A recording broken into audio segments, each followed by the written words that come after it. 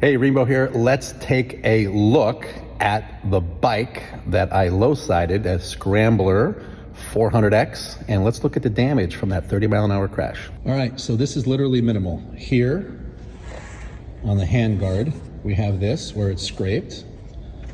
We have some stuff here on the mirror, okay, which makes sense. Little scraping up here, so the mirror they're gonna replace. All right, this is all scratched up. Literally nothing else on the front. This has been fine. The wheel tire's been fine. Again, it went out on the down on the right-hand side.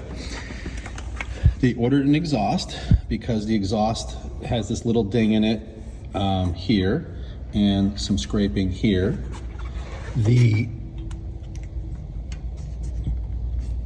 Right here, the peg, looks like that got some scraping on it. Looks like this got some scraping on it.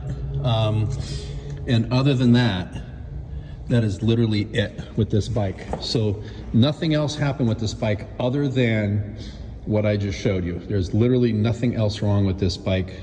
Very little damage for something that went down at 30 miles an hour. So that's rather impressive. Anyway, this is Rembo. There you go.